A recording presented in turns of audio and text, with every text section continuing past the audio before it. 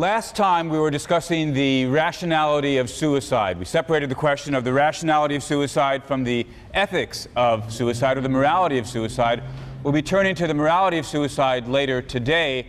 But the first question, thinking about the rationality of suicide, was whether or not it could actually be the case that somebody would be better off dead.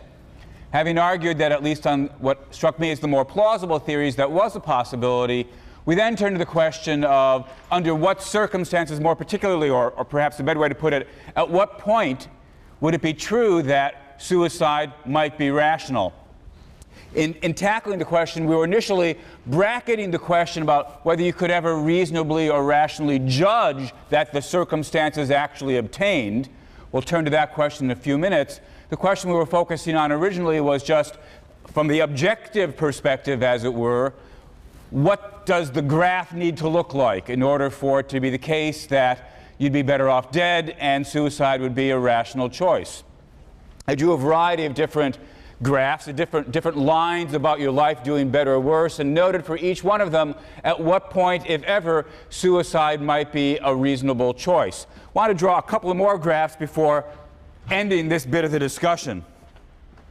So you'll recall the axes. The x-axis represents time. The y-axis represents how good or bad your life is overall, taking into account the value of being alive per se if you accept a valuable container theory. The higher the line, the better your life is at that time. The lower the line, the worse your life is at that time. I might say the easy cases, at least from the philosophical point of view, are ones where things get worse. Eventually your life becomes worse than nothing. You'd be better off dead, and it's going to stay that way until such time as you might die from natural causes. Dying from natural causes. In a situation like this, killing yourself from here on out would make sense, assuming you knew the facts, could trust your judgment, and so forth and so on. Some of the issues that we'll come back to in a minute.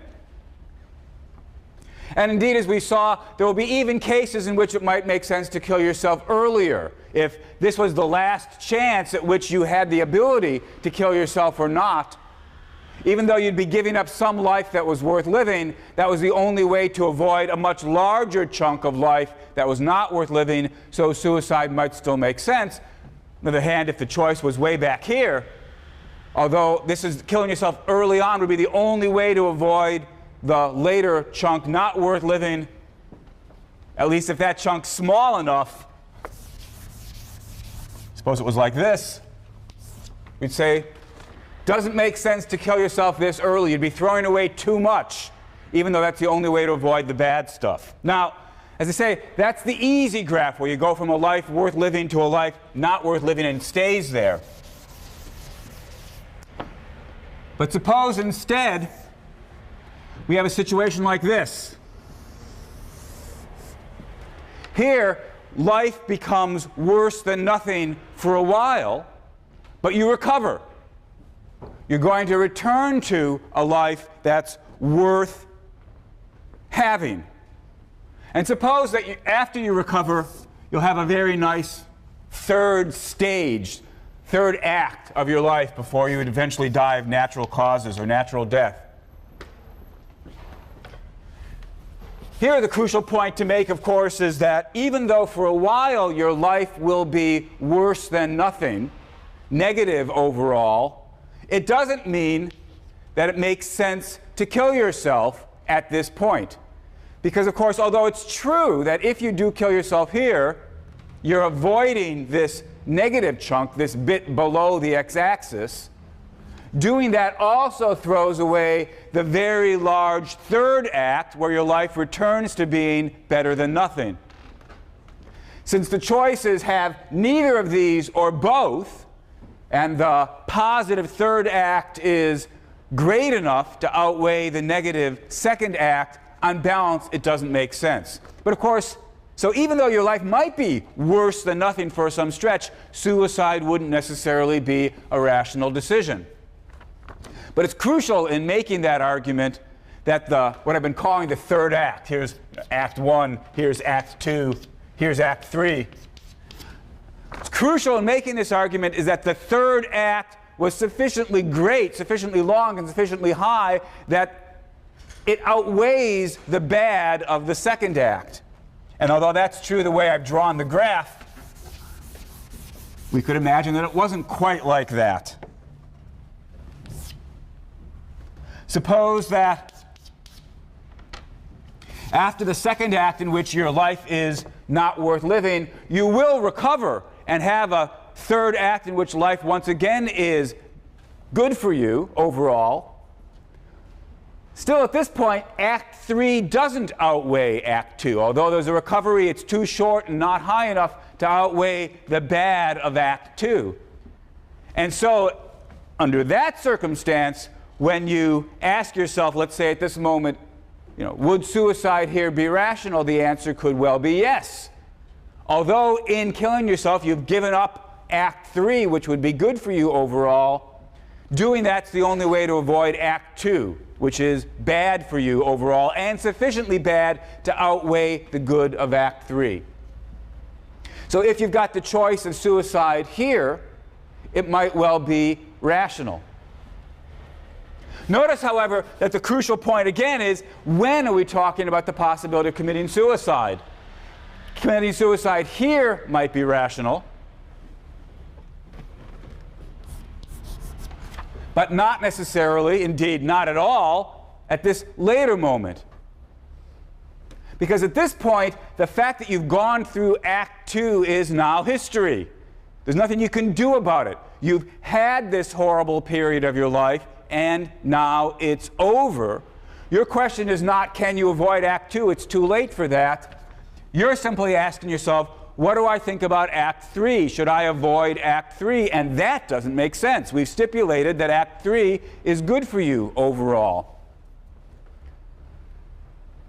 So here, suicide no longer makes sense, even though it would have made sense over here. The interesting point is that these possibilities are not mere theoretical possibilities, but actually can happen. There's a famous case of, in the bioethics literature, of somebody who suffered a horrible set of burns over a great deal of their body and had to go through a very long period of recovery, in which they were hospitalized, basically immobilized, and in a great deal of pain while their nerves regenerated and their skin regrafted and the like. And early on in that period, this person said, although he believed that he'd eventually recover, what he was going to have to go through was so horrible that he wished he were dead. Because of the nature of his hospitalization, he wasn't able to kill himself. He asked that he be killed, and people refused. And he went through a period, and sure enough, he recovered. And eventually, he said, yes, now my life is worth living again. And of course, since it is worth living, now that I'm able to kill myself, it no longer makes sense for me to kill myself. Because here I am, as he might put it, in Act 3, with a life worth living. But for all that, even though I now have a life worth living, I haven't changed my opinion that it would have been better for me back here, toward the beginning of Act 2, for me to have been killed or for me to have died. It remains the case that I wish I had died here so as to avoid all the pain and suffering, even though I'm now in a period which is better for me, good for me overall. All right, one other case. This is just repeating a point that actually I made very early on.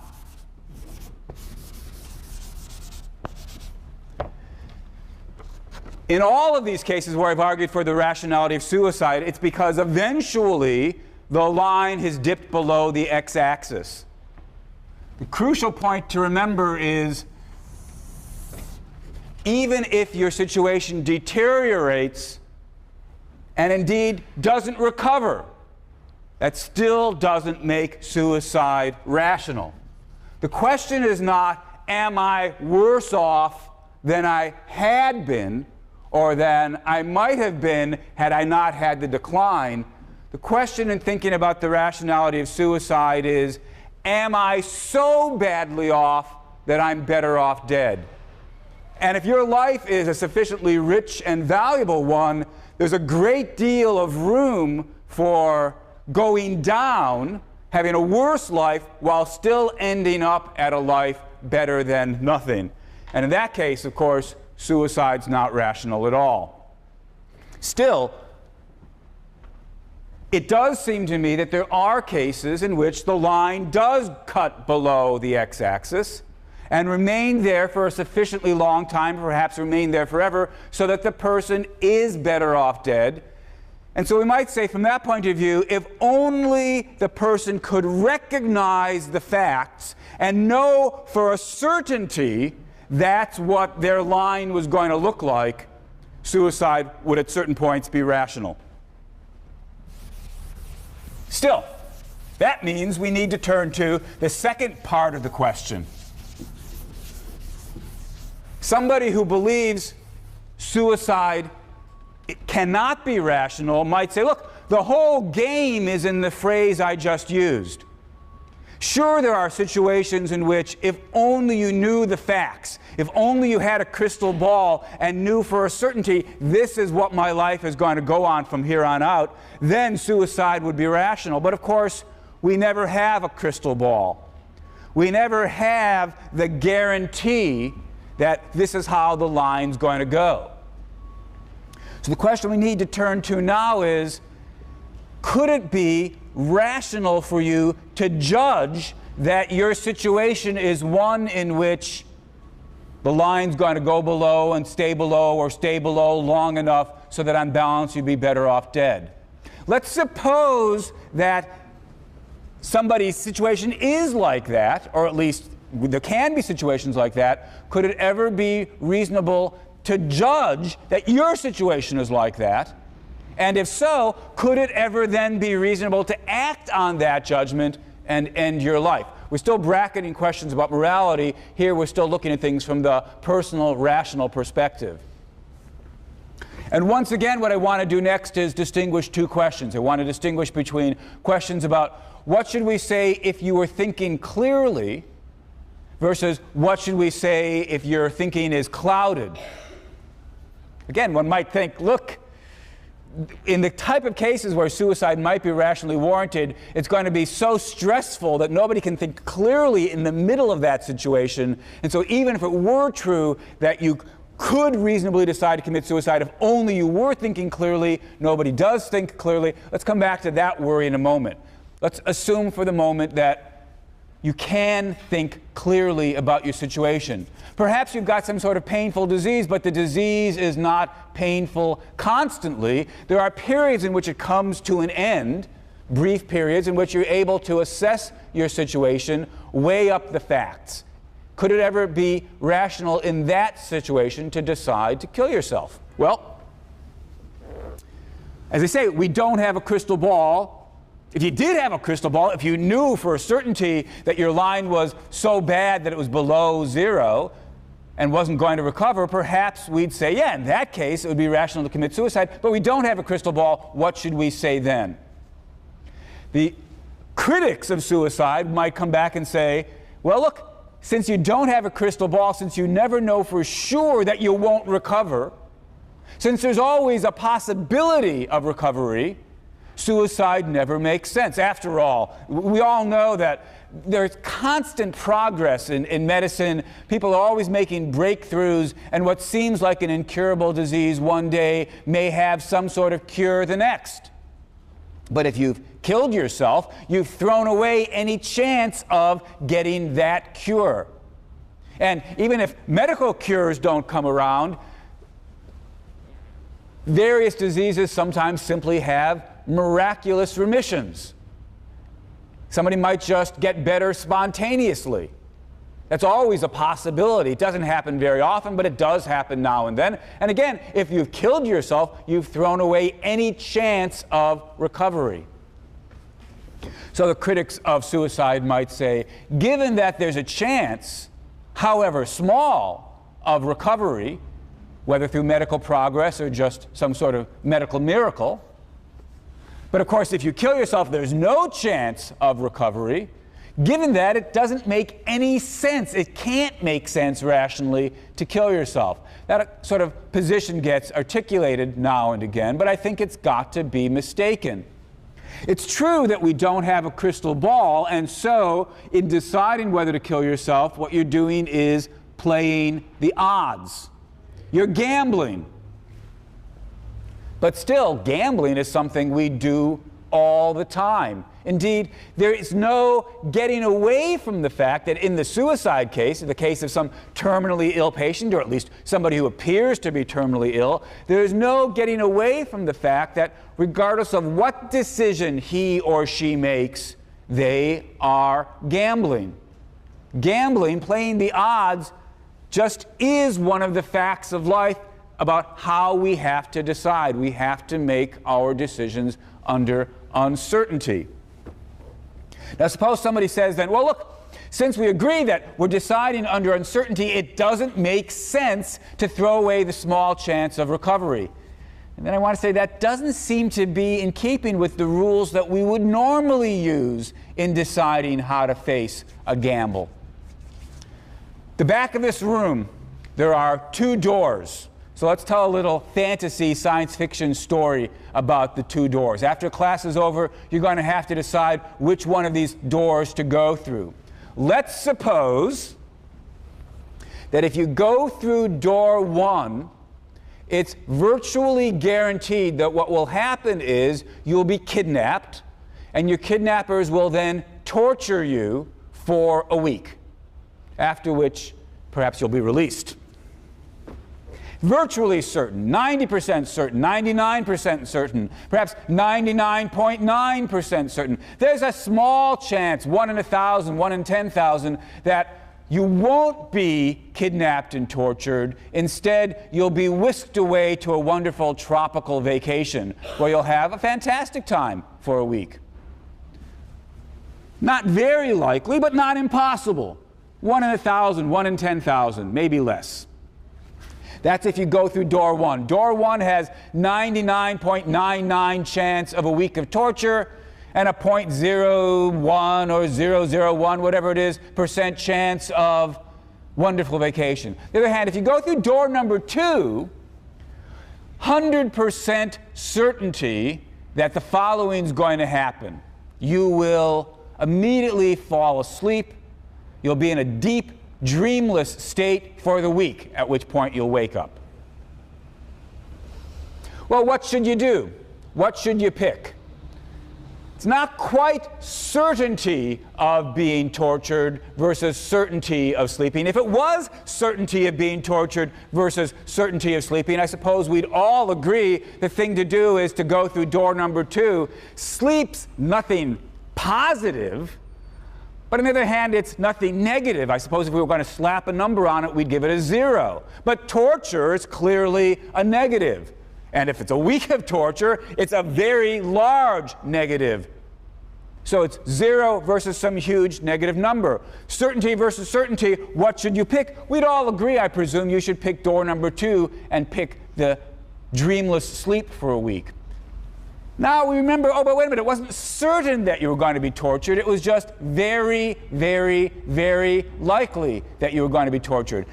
And imagine somebody says, oh, you must go for the gold. Go for door number 1. Sure, it's overwhelmingly likely that you're going to be tortured, but there's a very small chance that you'll get this wonderful vacation. Whereas if you pick door number 2, you're throwing that chance away. And so the only rational decision must be to pick door number 1. To hold out for that chance, no matter how small, of getting that fantastic vacation. That's the only rational decision. If anybody were to say that, I'd laugh at them. I'd say, look, if you want to talk about, well, maybe there's room for choice either way, depends how great the vacation is, something like that. Yeah, there's maybe room for talk. But if you want to insist that the only rational decision must be to hold out for the chance of a wonderful vacation, no matter how small the odds, given that If you don't get that wonderful vacation, you're going to be tortured, and you could avoid all that by picking the sleep option. If somebody insisted in the face of all that, that the only rational decision is to go through the door, which is likely to be torture and a vanishingly small chance of vacation, I'd say they're just wrong. That's not a rationally required decision given the odds. Yes, question? So it seems to me that your example is a little bit biased, because when you're actually talking about death, the alternative, or death itself, is not a temporary state. It doesn't last a week and then you wake up. It lasts forever. So it really makes more sense to me that you would actually choose to maybe endure torture for a week if it means that you wouldn't die. Great. So the question was this. So the point was, perhaps I'm cheating in making the example this way, because death, of course, isn't. Of course, what you're all supposed to be lulled into thinking is that choosing suicide is sort of like choosing to be asleep. A state of dreamless sleep, but sleep nonetheless. And the suggestion then was, I'm cheating because death is forever. I deliberately framed the example in terms of being tortured for a week versus being asleep for a week. And perhaps, given that choice, it's clearly rationally acceptable to decide that you'd rather pick the sleep for a week option. But death isn't just for a week. If you commit suicide, you're dead forever. So let's change the example. Suppose that, you guys are mostly, I suppose, in the vicinity of 20. Suppose that if you go through door number 1, there's overwhelmingly likely chance, 90%, 99%, 99.9% chance that you'll be kidnapped and tortured, and the torture will take place and last for another 50, 60, 70 years, and then you die. There's a slight chance, 0.1%, 0.01%, that no, you won't be tortured for the 50, 60, 70 years, but instead you'll be brought to this tropical island paradise where you'll have this great time for the next 50 years. But what has happened in 99 out of 100 cases, or 999 out of 1,000 cases, or 9,999 out of 10,000 cases is the torture scenario. While the people are being tortured, they beg for mercy. They beg to be put to death. They wish they were dead. It is truly the case that the tortures are so bad that these people are better off dead. Remember, we're assuming that we've got a case where you really will be better off dead unless the miraculous recovery takes place. And so again, we have to ask, in a situation like that where the person says, and similarly, of course, if you go through door number 2, you immediately fall asleep and you stay that way for the next 70 years and then you die while in your coma. The fan of door number 1 comes along and insists the only rational decision is to pick door number 1, where it's overwhelmingly likely that you face 50 years or 60 years or 70 years of torture. Because, of course, if you were to pick door number 2, you're throwing away your chance, no matter how small. You're throwing away the only chance you have of the wonderful vacation. Well, each of us has to decide for themselves. But when I think about this case, this modified case, I still want to say choosing door number 2 could be a perfectly rational decision. It's just not right to say the only rational decision is door number 1. Again, somebody want to take a more modest position and say, it depends on how great the vacation would be, how mild the torture would be, maybe 1% chances versus a 5% chance. There's room for debate about when might the balance come closer to even, so it would be reasonable to take the chance. Yeah, there's room for debate. But if the chances are small enough and the person insists nonetheless, no matter how small the chances are, it could never be rational to pick door number 2. I can only say that doesn't seem to be the way we would normally think about making choices. And of course, at this point, you can see how the argument exactly carries over to suicide. If you kill yourself, you're throwing away forever any chance of recovery. And that's important, and that's worth thinking about, but it's also important to think about what was the chance of recovery? How large, or more to the point, just how small? And how badly off will you be if you don't commit suicide? You guys are 20, but of course, these sorts of choices also perhaps get faced by people who are considerably older and now in the final stages of some progressive disease. The doctors told them, perhaps they're 70, that there's no significant chance of recovery. Sometimes it happens, but no more than 1 in 100 or 1 in 1,000. But if you continue alive, you will be in, well, perhaps great pain, perhaps unable to do the various things that give your life meaning and value.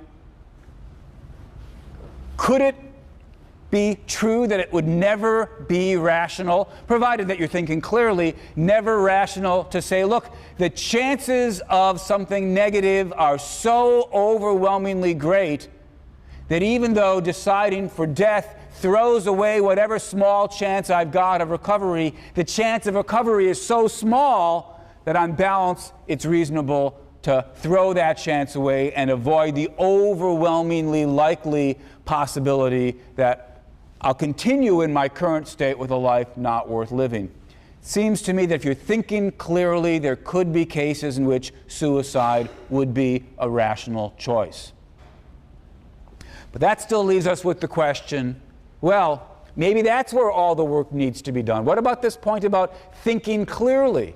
Even if we grant, for the sake of argument, that there could be cases in which the person's life is so bad that they actually are better off dead, and they stay that way, even if we grant that if only somebody were thinking clearly, they would see that that was so likely to be the case that suicide would be a rational or reasonable choice, still, isn't it plausible to think that in real life, people can't think clearly about their situation when they're in situations like that? Look, it's one thing for us to be sitting here in this classroom, where I certainly hope that none of you are in this kind of situation.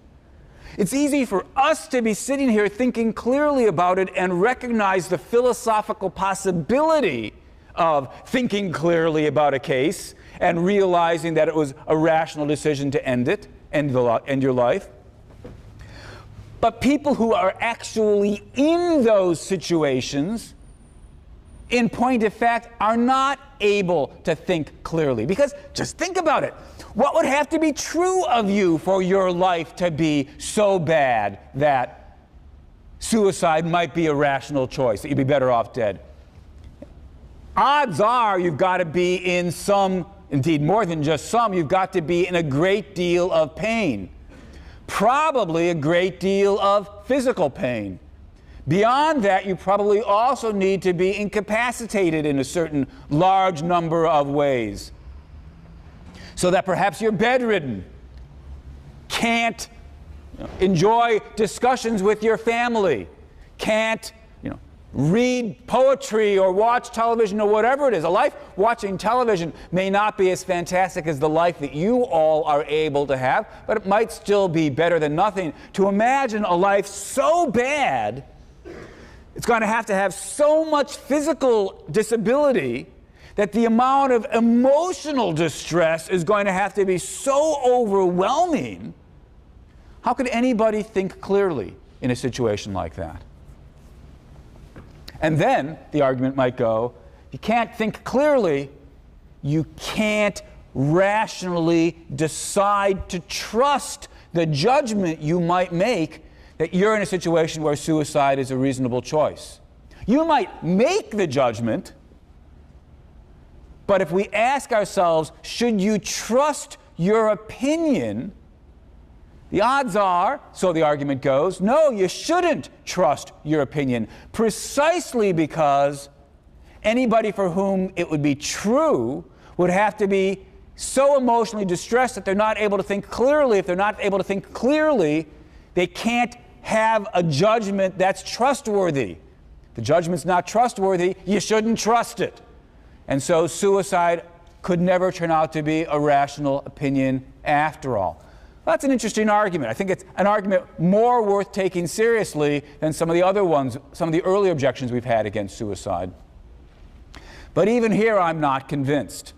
Let's again try to think of a case not quite like suicide and ask ourselves, can't there be cases where, despite the fact that your thinking is clouded, it's still reasonable to trust the decisions that you make within your clouded thinking? Suppose you've got some disease that causes you a great deal of incapacity and a great deal of pain. But as it happens, there's a cure, or at least there's a surgical procedure that can be done, and the surgical procedure is almost always successful. So, what are the choices? Choice number one, continue in your current state.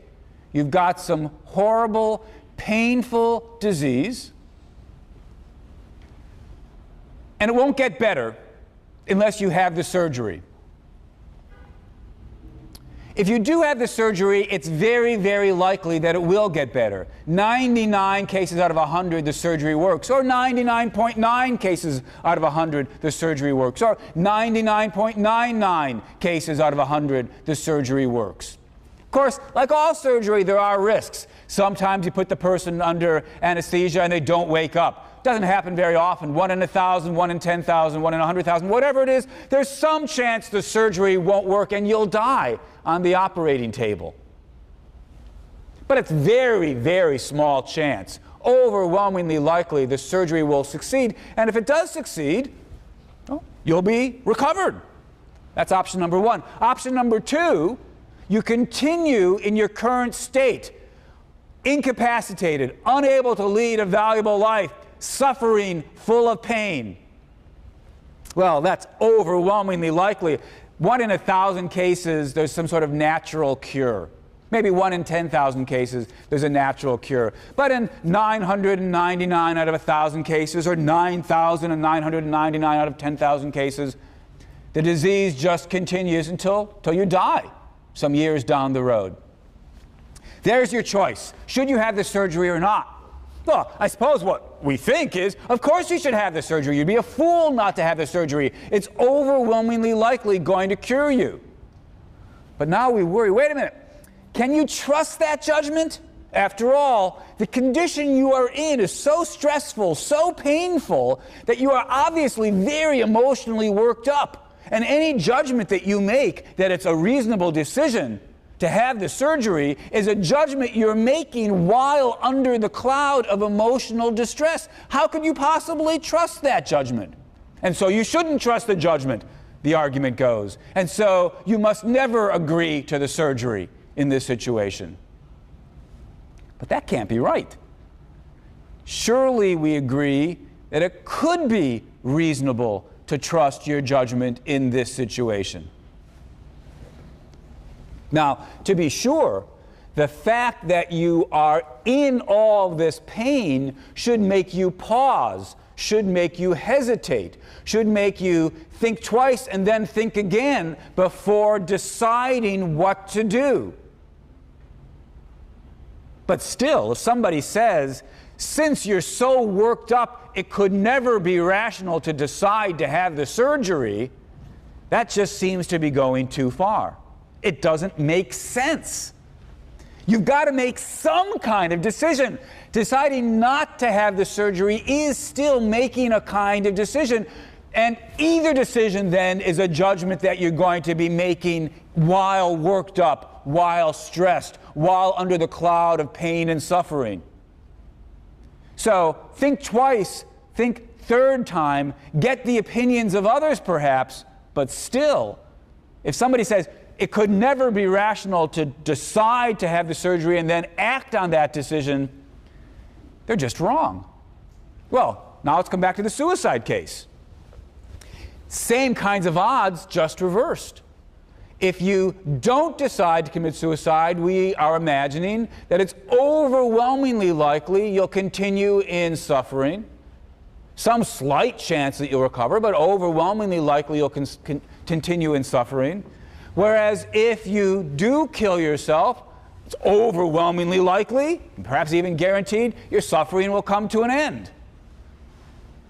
Only chance that it won't is if you think there's some chance of an afterlife. Well, should we be swayed by the argument at this point that since you are suffering, your judgment is cloudy, and so you should not trust your judgment? Well, that can't be a good argument. If it wasn't a good argument in the surgery case, I can't see how it could suddenly become a good argument in the suicide case. What does seem right is precisely because you're working and deciding under the cloud of emotional stress and pain that you should think twice and think a third time and perhaps think yet again. You should not make this decision in haste. You should discuss it with your doctors. You should discuss it with your loved ones. But if somebody says you could never reasonably trust the judgment that you make while in these circumstances, I can only say that doesn't seem like a sound piece of advice. That claim doesn't seem right to me. I conclude, therefore, that as long as we're focused on the question of the rationality of suicide, ethics aside, the rationality of suicide, under certain circumstances, suicide could be rationally justified. You could have a life that is worse than nothing. You could have good reason to believe you were in that situation. You could either be thinking clearly about your situation, or even if your judgment is clouded and difficult, you could still find the odds sufficiently great that it was reasonable to eventually trust your judgment. The rationality of suicide, I think, is secured. But for all that, of course, it could still be immoral. There could be actions that are rationally legitimate, but for all that, morally illegitimate. As I mentioned previously, there's a big debate in philosophy as to whether or not these two things can really come apart or not. Arguably, reason actually requires you to obey morality, and so even if something's in your self-interest, perhaps it's not rational to do it if it's immoral. Interesting question. Let's just bracket that question and just focus directly on the question now of morality. What should we say about the morality of suicide? Rationality aside, what should we say about the morality of suicide? Well, to really do justice to this question, of course, we would need to have an entire theory of morality laid down. And unsurprisingly, I don't have time to do that for us. Entire class on Introduction to Ethics where we try to lay down a basic fundamental theory about morality. All we've got left is a couple of minutes today and then one more lecture. So instead, what I want to do is first mention some quick and dirty arguments that have a kind of moral tinge to them, and then turn to some somewhat more systematic arguments where I'll quickly put in place some basic elements of a plausible moral theory. We won't have time to explore them in detail, but at least we'll get a shape of a basic moral theory and see what it might say about suicide.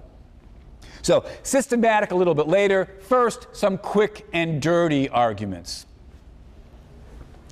Whether we should call it a moral argument, the first one or not, I'm not quite certain, but it's certainly an argument that gets stated all the time in this area. When we think about the legitimacy of suicide, it's common enough to have the reaction, suicide is illegitimate because it's thwarting God's will. Maybe this isn't so much a moral argument as a theological argument. And for the most part, of course, as you know in this class, I've avoided at least some theological questions. Obviously, questions about the existence of a soul is itself a theological argument, but I've tried to discuss them as far as possible without bringing in questions about God, God's existence, and God's will. But the topic's almost unavoidable when we think about suicide, given the prevalence of the thought, it's God's will that we stay alive, and so it's going against God's will to kill ourselves. Well, I think the best response to this argument was given by David Hume some several centuries ago, 2.5 centuries ago, where Hume says, look, if all we've got to go on is just the idea of a creator who has built us and given us life, we can't infer that suicide is against God's will. At least, if you found that thought a compelling one, then why wouldn't you also find it compelling to say it goes against God's will when you save somebody's life? This is a point that close to one I've raised before. You're walking along Chapel Street, and the person you're talking to, you see, is about to be hit by a car. So you push them out of the way.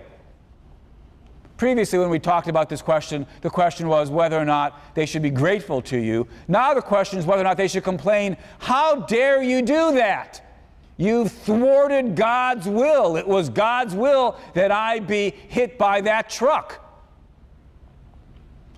So when we're about to save somebody's life, should we decide not to do that on the grounds that it must be God's will that they're going to die? If you're a doctor and somebody's in cardiac arrest and you could now perform CPR or whatever it is in order to get their heart going again, should we say as a doctor, oh no, I must not do that. It's God's will that they die. If I try to save their life, I'm thwarting God's will. Well, nobody says that. But then, why is the argument any better in the case of suicide? We could, of course, imagine, when you've saved your friend's life, and he says, oh, you thwarted God's will, what you might come back and say is, oh, no, you see, it was God's will that I save your life. And so it was God's will that you be in this situation where the truck was going to hit you unless I saved you, but it was also God's will that I save your life. And maybe the doctor should say something similar. Not an implausible thing to say. But given that that's not an implausible thing to say, why not say the same thing about suicide? It was God's will that I be in this situation, and then God's will that I kill myself. Absent any special instruction manual from God, the God's will argument cuts both ways, which is to say it doesn't give us any guidance. We don't know whether it's God's will that we act or God's will that we don't act, absent an instruction manual from God. So we can't conclude that suicide is obviously wrong because it violates God's will. Well, unless you've got an instruction manual. You might think, for example, that the Bible tells us not to commit suicide, and since the Bible is God's Word, we must do whatever the Bible tells us. That's a kind of argument that I'm perfectly prepared to engage in, although, of course, there's a lot of assumptions behind that argument that we would need to really examine. Is there a God? Well, obviously we needed that one even for the God's will argument. Has God expressed His will in a book? If so, what book is it? Do we have moral reason to obey God? Also relevant for the God's will argument. And of course, if we do think we have an obligation to obey this instruction manual, are we really prepared to obey this instruction manual? Even if there's a sentence in this instruction manual that says, don't commit suicide, a lot of other things the instruction manual also says that most of us are not inclined to do. The instruction manual says not to eat pork. Well, how many of you are not willing to eat pork? The instruction manual tells you not to mix various kinds of material together in a single item of clothing. How many of you think that that's unacceptable? The instruction manual tells you that if a teenager is rude to their parents, they should be stoned to death. How many of you think that that's a moral requirement? If you're going to pick and choose which bits of the instruction manual you actually think are morally relevant, then you can't come to me and say, oh, suicide is wrong because the instruction manual says so. You're not really using the instruction manual to give you moral guidance. You're starting with your moral beliefs and then picking and choosing which bits of the instruction manual you want to accept. Well, that's a big question. That's a big topic. And so having just touched on it, I'm going to have to put it aside. Instruction manual aside, at the very least, we might say, appeal to God's will can't help us to decide whether or not suicide is legitimate or not. But there's a different quick and dirty argument. Also, it can be run in a theological form, but it need not be run that way. And that has to do with gratitude. We've been given life, and life's pretty amazing. And so we have an obligation, a debt of gratitude to keep the gift. Now, look, gratitude is not one of the moral virtues that gets a lot of discussion nowadays. It's fallen on rather hard times, but I see no reason to dismiss it. It does seem to me there's such a thing as a debt of gratitude. If someone does you a favor, you owe them something. You owe them a debt of gratitude. And so the argument might then go, look, either God gave us life, or nature gave us life, or our parents gave us life. Whatever it was, we owe a debt of gratitude for this wonderful gift. And as such, how do you repay the debt? You repay the debt by keeping the gift. If you kill yourself, you're rejecting the gift. That's being ungrateful, and ingratitude is immoral. It's wrong, and that's why suicide is wrong. That's the second quick and dirty argument. Perhaps it won't surprise you that I don't find this second argument persuasive either. Not because I'm skeptical about debts of gratitude, but I want us to pay attention to what exactly obligations of gratitude require us to do. In particular, it's important to bear in mind that you owe the person who gives you a gift something only when what he's giving you or she's giving you is a gift. Imagine that somebody, I'll call him the bully, gives you a pie and says, "Eat it." But it's not an apple pie, it's not a cherry pie, it's some gross, disgusting slime pie, some rotting slime pie, and he cuts out a big piece and he says, "Eat it." Do you owe this person as a debt of gratitude, out of gratitude, do you owe him the obligation to eat the pie and continue eating the pie? That would seem like a rather odd thing to claim. This guy is indeed, as I've named him, just a bully. Now, of course, typical bullies, at least in the comic book cases, bullies are big and strong. The bully might be able to say the following thing to you: "You eat this pie or I will beat you up.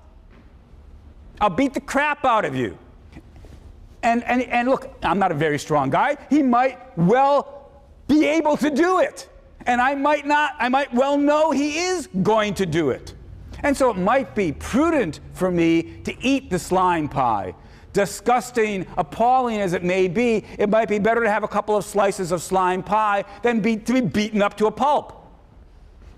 But there's no moral obligation here. There's no moral requirement to eat the pie. Well, if God takes on the role of bully and says, "Eat the pie or I'll send you to hell," maybe it would be prudent of you to do what he says.